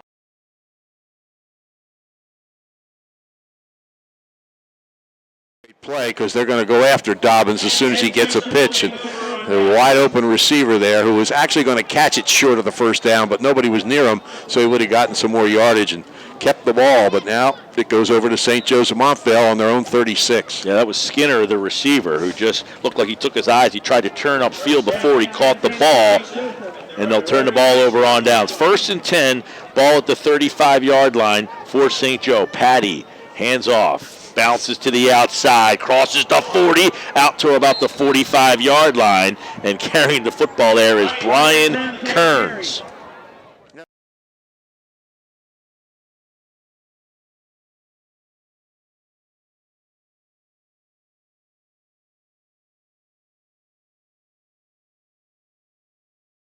Second and 1, ball at the 45-yard line. 21-0, St. Joe's with the lead and the ball. An I formation, offset I in the backfield. They throw it into the backfield, complete at the 40, out to the 50, to the 45, across to the 40, and to the 38-yard line. And St. Joe, look at Patty trying to rush up. He wants everybody back on the ball with 1:18 to go, and they are back and set, ready to go. Yep, the chain's hustling to get in position. They're not going to do it. They hand the ball off to Kearns. Stutter steps. He's hit, bounces through a tackle, and then stood up at the 40, and Brady throws him to the ground. Yeah, great defense there by St. Augustine. As he looked like he got away from a tackler and looked like he might have something to the outside, but good response. So it's 2nd and 10. They got to do something about figuring out what to do with these chains, because these teams that run the no huddle and do it quickly, you got to have the chains in position, and in that particular play, they did not. No gain on the play, 2nd and 10. Ball at the 40-yard line. Patty in a shotgun. Play action rollout to the far side. Patty fires, and it is intercepted. It is intercepted by Shamir Collins for St. Augustine, deep in the St. Joe territory. Great coverage. Probably not, well, I guess on a one-on-one situation, you've got confidence in your receiver and you put it out there. But that's a 2nd interception for St. Augustine in this game, and the 10th this season against Nick Patty. So St. Augustine not in great field position, but at least they stopped that St. Joe momentum. They've got the ball at about their own 10 with 38 seconds left in the 3rd quarter. Tabora brings his offense back on the field. They've yet to score. They trail 21-0, moving left to right. St. Joe in navy pants, gray jerseys, red, white, and blue on the shoulders. Tabora looks over a 4-man front from the Green Knights. They hand off to Dobbins. Dobbins into the open field, out to the 30. Dobbins across the 35, and he's tripped up at about the 38. You know, obviously St. Joe's or Montvale's controlling this game, but Dobbins is the top performer in this football game. He's ripping off yardage. He's already, as we mentioned, sophomore in Cape Atlantic League history. He's got at least one more game to go and one more quarter to go. He's got 145 yards tonight after that big run. Ball at the 40-yard line, 1st and 10. The seconds are ticking off in this 3rd quarter. 23, 22. 5-man front by the Green Knights.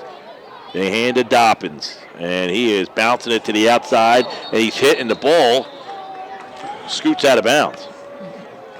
You got to cross the 40 to maybe the 41-yard line. Clock keeps rolling, and it's going to be the last play of the 3rd quarter. St. Joe's Montvale leading 21-0 here at La Rosa Turf Field in Richland. St. Augustine Prep, they lead at 21-0 in non-public 4. It is the Boardwalk Honda Game of the Week, produced by Prime Events. Brian Brumell and his professional staff are waiting to serve you. We'll be back with the 4th quarter up next.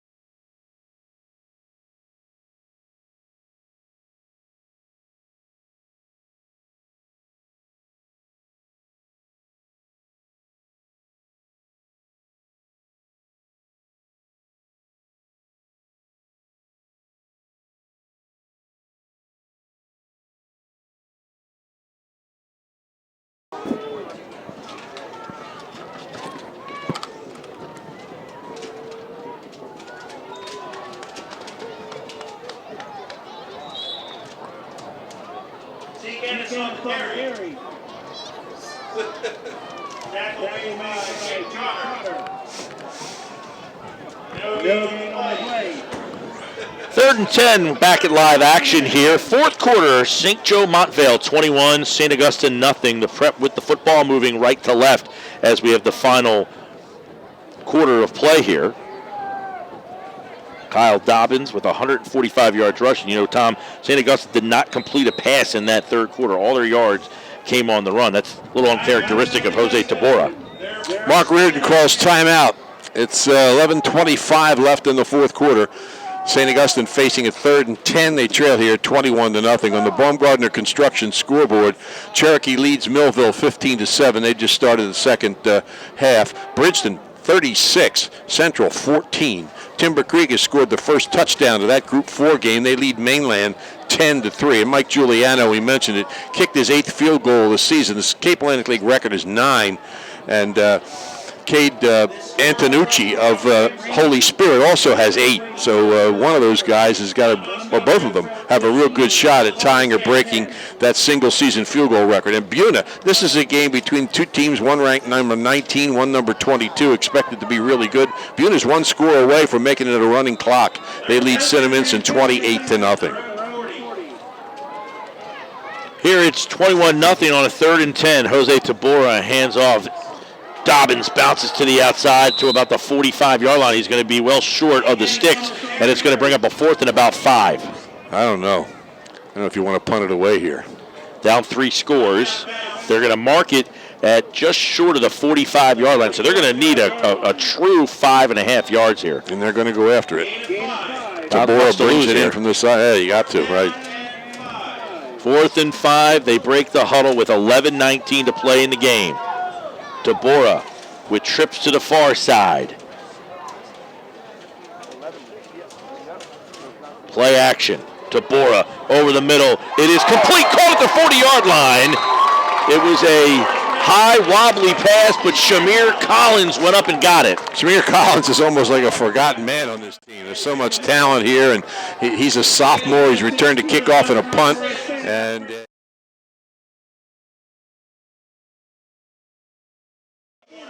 11:09 to play. That's Tabora's first completion of the second half. They hand it to Ennis, and Ennis is swallowed up and pulled backwards.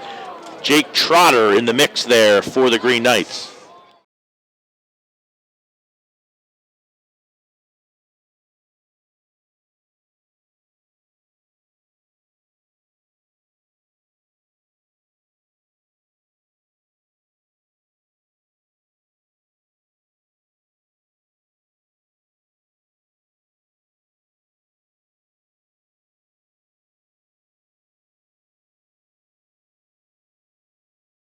Dobbins. Ball forward to one of his teammates out to the 35-yard line. That looked like a hook pass or something. He was actually being hit at the time, and he flipped the ball ahead, and they completed it for about 4 or 5 yards. We'll see where they spot the football. They're going to put it at the 35. Yep, gain of about 5. So he was hit, ball squirts out, and it goes forward for 6. 10-17 left to play. 3rd and 5. The Prep trails 21-0. Trips to the near side. Dobbins off right tackle, and he's going to be short of the first down. It's going to bring up another 4th down.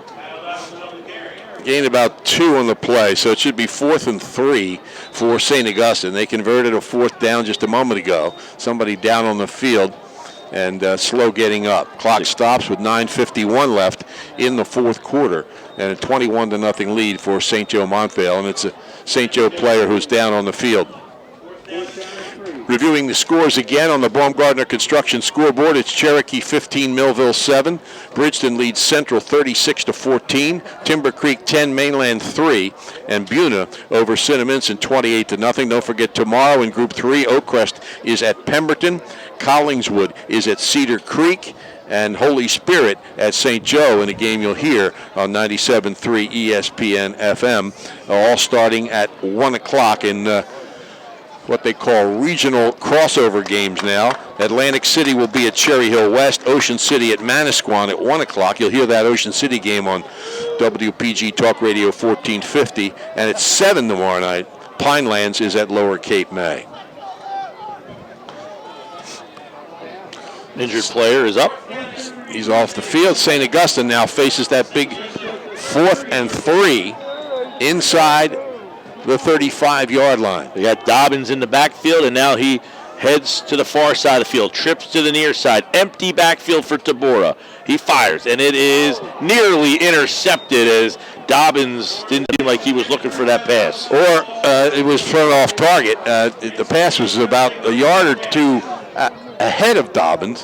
Whether they were on the wrong page or something, I don't know. But he didn't have a chance to catch it, and it looks like he's limping off the field. He's certainly favoring something. Yeah, he is. He's certainly kind of shimmying himself off the field here. He got a little handshake from his teammate Zeke Ennis, who stays on the field to play defense. 1st and 10 for the Green Knights. They lead it 21-0. Now they run the football. They go off the left side, bouncing out to about the 45, pickup of about 2. So it'll be 2nd and 8 for St. Joe. Now we'll use the clock. Not that they haven't. They have thrown the ball quite a bit, but I think you'll see them go to the ground a lot more now. They lead 21-0. And if they can run off 3 or 4 minutes here, whether they score or not, they'll really be in great position.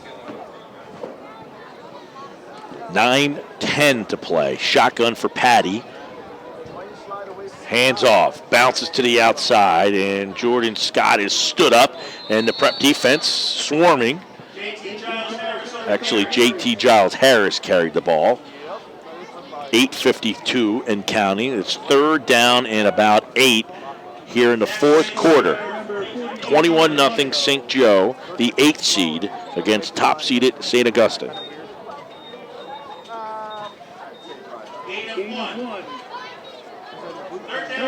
They break the huddle on a 3rd and 7.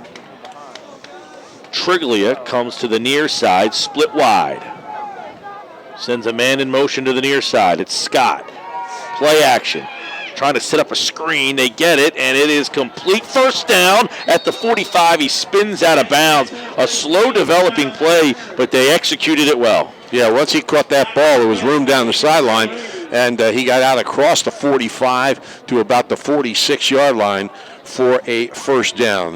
Baumgartner Construction scoreboard. Cherokee has kicked a field goal. Now leads Millville 18-7 in Group 5. Cherokee's 2-time defending champion. 1st and 10 at the 46-yard line for St. Joe.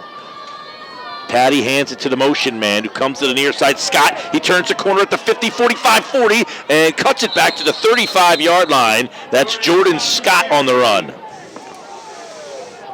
That's what St. Joe's needs to do here. Keep the ball, run the clock, and just put this thing away. They have a 21-0 lead, taking advantage of 2 blocked punts, one of them directly scoring off the blocked punt.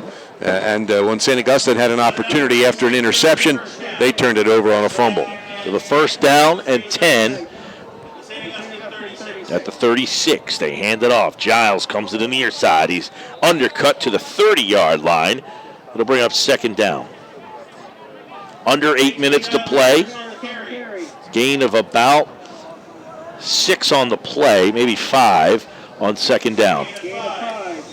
Baumgartner Construction scoreboard. Bridgeton scores again, 44-14. They lead Central in Group 4, and Cinnaminson on the board. They trail Buna by a score of 28-7. 2nd and 5, ball at the 31, 7:38 to play. St. Joe's with the lead in the ball. They hand the ball off. Kearns gets it across the 30 up to around the 25-yard line. They're going to be just short of a 1st down.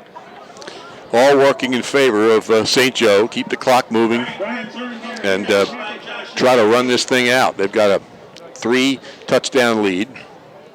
And, of course, the winner of this game moves into the next round against the winner between St. Peter's Prep and Notre Dame. 3rd and 2.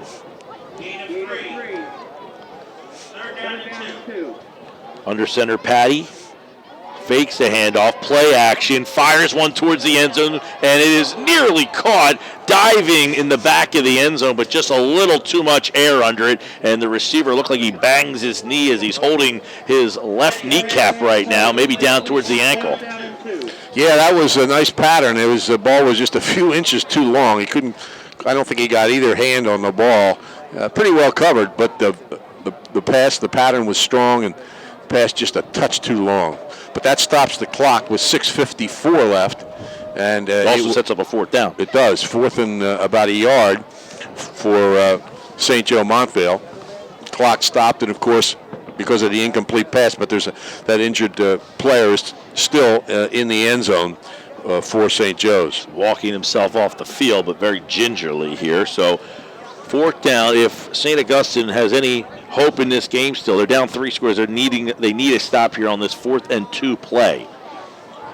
You know, Tom, we mentioned 2 block punts have really been the difference in this game. One for a touchdown, one set up another score. But St. Augustine's offense has not been able to get in the end zone, and they've had good field position virtually all night. Here's the Wildcat play. Giles with a first down, crosses the 25, and St. Joe will keep the ball and the clock moving. It's exactly what they want to do, and, of course, exactly what St. Augustine wants to prevent. But they run the Wildcat, as you said, a direct snap to Giles Harris, and he gets the first down. So another 4 downs for St. Joe's. 6.5 minutes left in the fourth quarter. They gain 5 on that play. Ball's at the 23. Patty, and he hits. Jordan Scott is hit hard on the play. A little inside handoff there as they faked it to the inside back and gave it to the wing back. Yeah, and he was coming to the outside. Looked like he might have some room, but a nice strong hit by Dante Enos, the 5'7", 214-pound senior linebacker. Coming up on 6 minutes, a loss of 3 brings up 2nd and 13 at the 28. Patty to Kearns, bounces it, cuts off left tackle, and he is pushed back. Again, another minimal gain on the play. Brings up 3rd and long. He runs hard, there's no doubt about it. You know, the one thing that stands out in this play is not this game, there's not a lot of penalties. No, there's not. It's been very penalty-free. That's a good point. We're short of 9 o'clock. Yeah, I think there was an encroachment early in the game and then an illegal kickoff. They may be the only 2. I think Mike McGarry wants to kill me now. Why? I jinxed it. I said it's short of 9 o'clock. Yeah, Mike's superstitious. I forgot. I'm sure the guys in the studio are thrilled. There's plenty of action all over South Jersey tonight that they will recap. Dave O'Sullivan will have the South Jersey Sports Report tomorrow morning starting at 8 a.m. till 10. And then Dave will join me on the broadcast tomorrow in Hamilton. We'll have St. Joe's and Holy Spirit tomorrow at 1 o'clock here on 97.3 ESPN. Well, St. Joe ran the clock down as far as they could, and then they called a timeout with 5:01 remaining in the fourth quarter. All right, quick timeout. We'll take one with them. It's the Boardwalk Honda Game of the Week on 97.3 ESPN.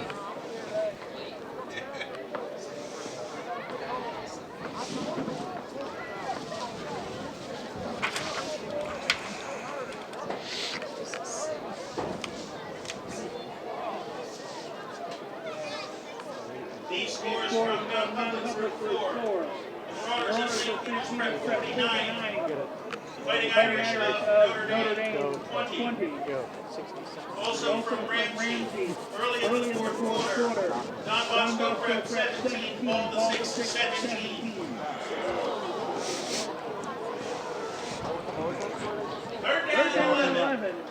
Third and 11 back at live action here on 97.3 ESPN. Mike Gill, Tom Williams, Matt Ulmer on the video tonight. You can watch it at 97.3ESPN.com. And the pass is broken up on 3rd and 11. Taking a shot for the end zone.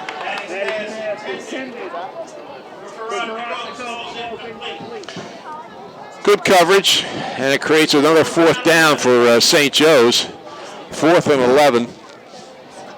Ball at about the 25-yard line, just over the 25 at the 24, and it looks like they're going to kick a field goal. Yep, they're lining up for a field goal.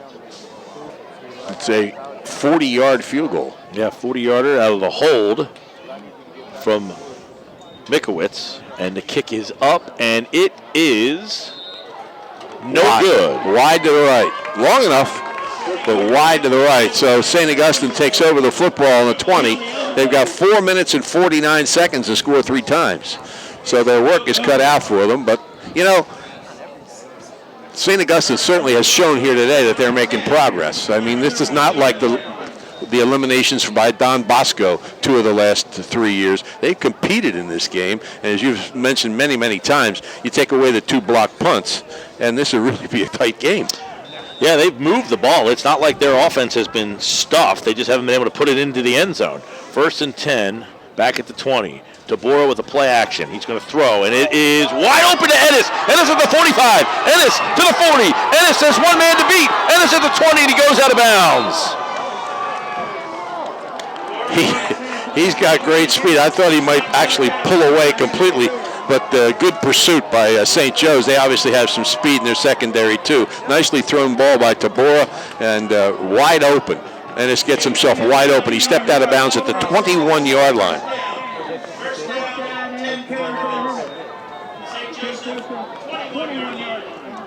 So a 60-yard gain on the play. Tabora to Ennis. 1st and 10. Trips to the far side. Dobbins in the backfield. Play action again to Dobbins, and Tabora is hit as he throws. Ooh! And did Dobbins get the one hand? No, it's incomplete. No, he tried. It was a nice effort to get that left hand out there, but he couldn't pull it in. He's moving a little slower than he was early in the game, but he's not limping anymore, so I guess that was just a temporary thing. Tabora was hit as he threw the football, and the ball goes incomplete for 2nd and 10. Ball at the 21, 4:33 to play. St. Joe's leads St. Augustine 21-0. Tabora with Dobbins behind him, trips to the far side. They hand it to Dobbins this time, and he just kind of stumbles forward. Yeah, Tom, and he is short of the 20-yard line. Yeah, he lost his footing before the defender arrived, and there was no way to make it cut at that point, so he goes down. It's 3rd and about 10 for St. Augustine. 3rd and 10 at the St. Joe 21. And 4 minutes, coming up on 4 minutes here in this football game. St. Augustine trying to punch one in. They've been in deep in enemy territory seemingly all night long. Tabora barking out signals, steps up, eludes a tackler, pump fake, gets across the 50 to the 10, 5, and Tabora goes down inside the 5 at the 4-yard line. Good play. It looked like he had a receiver down field, but one of the defenders got right in front of him. He couldn't throw it, pulled it back down, and scrambled down about the 5-yard line. He's one of the top runners in the league, and he shows it there. 3:33 and counting. 1st and goal, ball at the 5. Tabora has Brady to his left.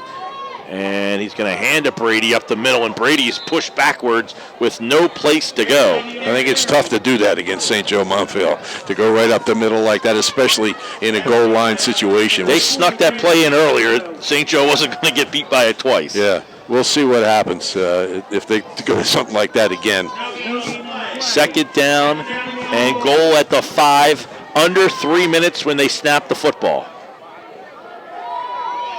They pitch it.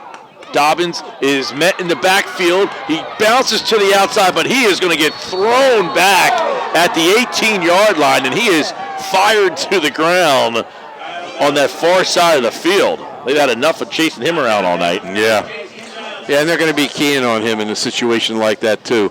The ball is going to be almost out to the 20-yard line, so a loss of about 14 yards. He may have brought Kevin Sinclair back to life again with that loss. Dobbins kind of stopped in his tracks and then bounced it to the outside. But, yeah, as Tom mentioned, a big loss on the play. So 2nd down and goal from the 18-yard line. That's where they threw him out of bounds. 2:49 to play. St. Augustine down by 3 scores, 21-0. Tabora empties the backfield as Dobbins bounces to the outside. Tabora looking, hit, throws, and it is incomplete, and there's a flag as it's intentional grounding as he was frustrated and just tried to get the ball out of his hands. Looked like there was a receiver coming back there, though. That's what they call intentional grounding. And Tabora is making the argument. I think he's got a good one. There was a receiver coming back along the sidelines. I mean, he was 4 or 5 yards short, but you got to remember he's throwing out of a tackle. He wasn't standing in the pocket. By the way, in that Group 5 game, Millville fumbled the ball on the goal line, and Cherokee recovered, so they still trail on the Baumgartner Construction scoreboard 18-7. So 4th down, They're inside the 5, and now they're back outside the 30 after a penalty. So 4th and goal at the 32. They've got to score here. Tabora empties the backfield. 5 wide receivers. Going to throw it. Tabora fires one towards the end zone, and a wobbly pass. It's short of the end zone, and it's broken up at about the 1-yard line. Probably a smart play just to let it hit the ground anyway. Guy looked like he wanted to intercept it. I don't know why. Just knock it down. As you said, you get the ball out at the 32-yard line, but he didn't intercept it. It fell incomplete. But St. Augustine had another opportunity to score, just unable to get it into the end zone. And with 2:34 left in the 4th quarter, St. Joe can pretty much run out the clock here. St. Augustine has been inside the 20 multiple times tonight and has not been able to get in the end zone or any points on the board. 1st and 10, ball at the 32, handoff. Bounces to the outside, hits the corner, 1st down at the 45, out to around the 50-yard line, and another 1st down for the Green Knights. Kearns, man, it looked like he was bottled up, and then he just hit the outside and hit that corner. So they're out to the 50-yard line, and the clock stopped while they move the chains, goes back into motion. 2:21 and counting here in this 4th quarter. St. Joe's touchdown on their first 2 drives, and then got a block punt right as the half was about to end. Bouncing to the outside, Kearns, and he is tackled across the 50, gain of about 1. Jim Brady made the stop. Melville's not going away, intercepting a pass. They're now on the Cherokee 19-yard line with 29 seconds left in the 3rd quarter. Cherokee on top 18-7. Here there's 150 and counting. 21-0 St. Joe Montvale leads in non-public 4. First round, the 8th seed on the road tonight in Richland against the top-seeded Hermits. They break the huddle on 2nd and 9 at the 49-yard line. They send Scott to the near side, an offset eye in the backfield. They give it to the up back and across the 45 to about the 43-yard line, and that is his first carry of the night for Kyle Clark. Jim Brady in on the stop, as he's so many times during the season. 3rd and 4 at the 44 of St. Augustine. Under a minute to play when they snap the football here. So St. Joe is going to advance and improve to 7-3. St. Augustine will have their first loss of the season. They will fall to 8-1, and we'll have 1 game left. We'll tell you about that one. Kearns breaks one off at the 40, at the 20, and he is in for a Montvale touchdown. 37 seconds left. He goes 44 yards for pay dirt. Wow. He shot through there. They weren't expecting that. There was nobody there. And he got 1 block, and he was in the open. 36 seconds left, and they make it 27-0. Just busted off the right side, got a hole, and hit the end zone. 27-0 the try for point.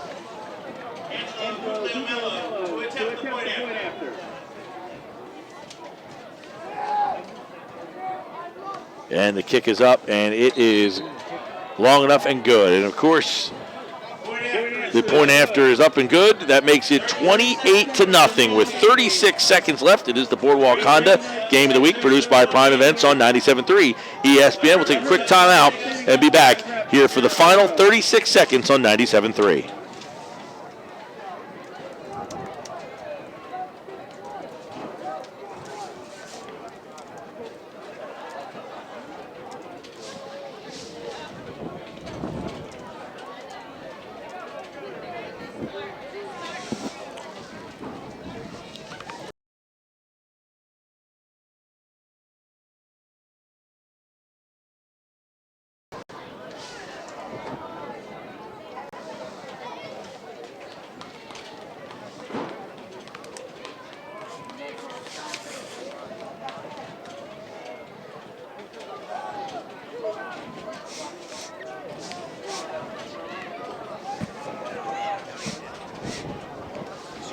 Joseph.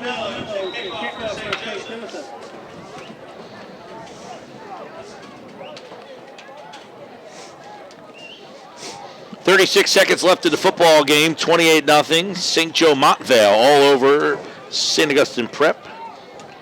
Kearns with a 44-yard touchdown run. And the kick is deep this time. Taken back at about the 5. Oh, it's through the arms of Ennis and into the end zone, Tom, and touchback. Yep, can't run it out of the end zone. We got a Will Polhamus touchdown pass, and Millville cuts Cherokee's lead to 18-13 in that Group 5 game. The rest of the Baumgartner Construction scoreboard: Bridgeton 44, Central 20. Timber Creek leads Mainland 10-3, and Buna on top of Cinnaminson 28-7. Well, as we know, St. Augustine led the Cape Atlantic League. They averaged 42 points a game, Tom, and obviously they are shut out tonight. They haven't. This is obviously the lowest, but they haven't been under 10. Haven't been in single digits all season long either. So this is a tough night for the offense. It tells you how good this St. Joe Montvale defense was. Mm-hmm. Dobbins spins. He's chased, and he's going to go down at about the 4. So a loss of about 16 on the play. And that's with 19 seconds left. St. Augustine may get a play off, but they don't seem to be in any hurry. No, they got a player standing on the 25-yard line, so they'll be offsides if they do. And that's the way it's going to end with the final score. St. Joe's Montvale Green Knights 28, the St. Augustine Prep Hermits nothing. The Green Knights improved to 7-3, and Tom, the Hermits fall to 8-1. Yes, they do. They'll play Thanksgiving against Cedar Creek out here Thanksgiving morning, and it's been a great season for St. Augustine. Did they make progress? I think they did. They made progress against the great teams from North Jersey in non-public 4. This is one of the great teams, even though they were the 8th seed. They weren't eliminated like they were, dominated like they were by Don Bosco a couple of times in the last 3 years, though certainly St. Joe's controlled this game with the 2 block punts and the big defensive plays when they had to, with their backs to the goal line. You take a look, though, at the Cape Atlantic League, and last night it wasn't too good. 4 of the 5